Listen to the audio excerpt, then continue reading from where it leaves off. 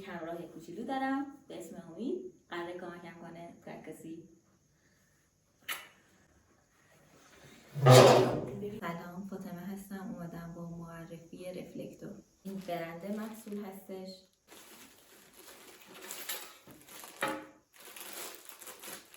هشتاد سانتی متر هست این کاری که من انتخاب کردم. چرا 80 سانتی متر رو انتخاب کردم؟ چون 80 سانتی متر ابعادی هستش، نه خیلی بزرگ و نه خیلی کوچیک، یعنی میتونه پوشش نوری خوبی رو بهمون بده، در عین حال ابعاد خیلی بزرگ و جاگیری رو نداره. هرچند که این بستگی به اون کاری داره که شما مد نظرتون هستش. دور کار زیپ داره و این حمله میره داخل کار به این صورت و زیپش بسته میشه. حلقه یه دونه بند داره، قسمت باز داره که بند داخل اون قرار میگیره و بعد زیپ بسته میشه. قسمت اولیش نرم کننده نور هستش که شما میتونید جلوی هد نورتون قرار بدید و بازتاب نور رو نرم میکنه.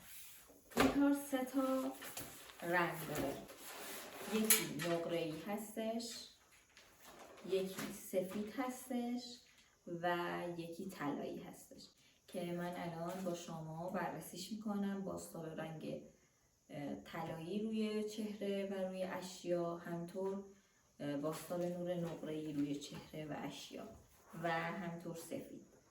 شما هم میتونید رفلکتور رو در فضای بسته استفاده کنید، هم در فضای باز، یعنی در نور محیطی.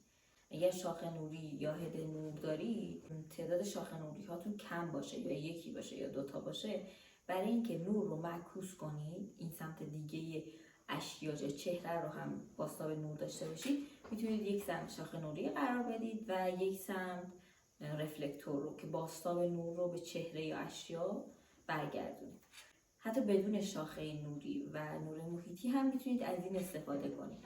اینجوریه که اگر شما صورتتون در محیطی که قرار دارید نور فضا قسمتی از صورتتون رو سایه میندازه، شما این رو طرف مقابل قرار میدید، بازتاب نور به این میخوره و منعکس میشه به صورتتون. 80 سانتی متر که الان این رفلکتور من هستش، برای یک آدم تمام قد قابل استفاده نیست، یعنی بازتاب کننده این نور اگر بخواید کامل پوشش بده نمیده، ولی برای چهره و اشیا کاملا پوشش میده این کار. رنگ‌هاش هم که اینجوریه که شما اگر نور گرمتری بخواید داشته باشید، رنگ طلایی رو استفاده میکنید و اگر بخواید نور مایل به سردی داشته باشید، نقره‌ای. اگر نوری هم بخواید که دوتا رو پوشش بده، نه سرد باشه نه گرم باشه، میانه باشه، میتونید از رنگ سفید این کار استفاده کنید. خب شما الان چهره من رو اینجا میبینید که رنگ مشکی هستش که هیچ بازتاب کننده ای نداره و اینجا هم با رنگ نقره‌ای میبینید. من توی عکس هم الان به شما نشون میدم.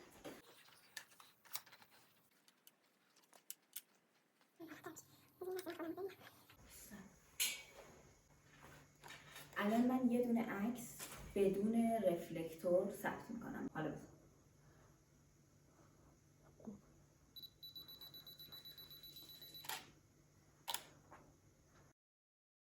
حالا من یه دونه با رفلکتور نقره‌ای.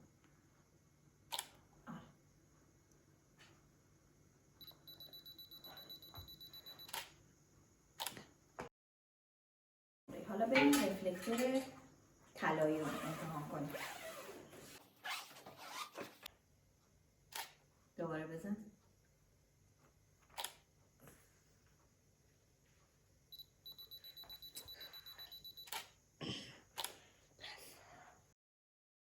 شما الان داخل عکس یه حاله رنگ زرد و گرم رو روی چهره من میبینید که بازتاب پیدا کرده. بریم برای امتحان رنگ سفید. خب بزن ببینیم.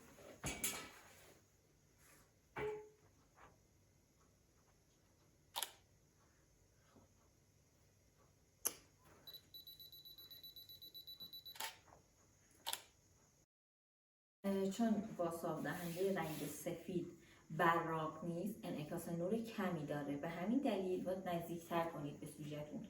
من الان توی این فاصله داخل عکس آنچنان تغییری نمیبینید. دکمه رو بزن، دوباره بزن و بزن روی چهره.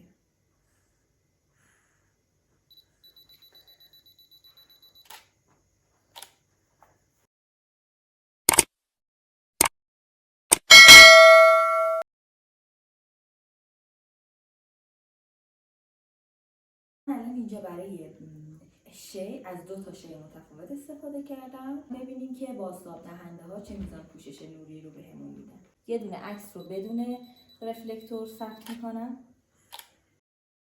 نرم کننده اون چه میزان از نور رو کم میکنه و نرم میکنه روی گلدونمون و ساعت.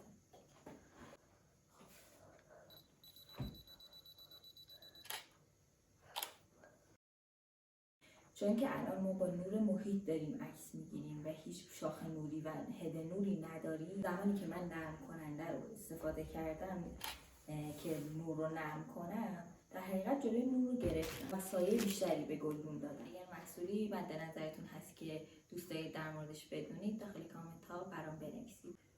خب هر وقت گفتم شما بزن حالا بزن دوباره بزن هر وقت سفید گرفته شد. حالا بریم برای بزن دکمه رو دوباره 2 بار باید بزنی. خب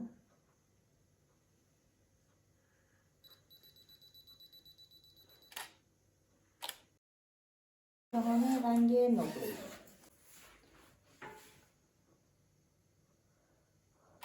بزن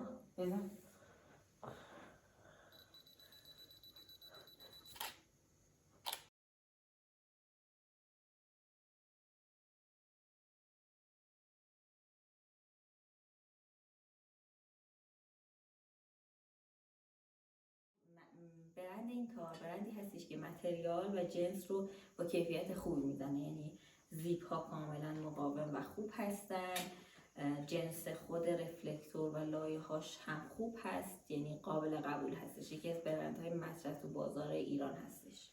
زیپ و جنس کار رو میبینید که قوی هستش،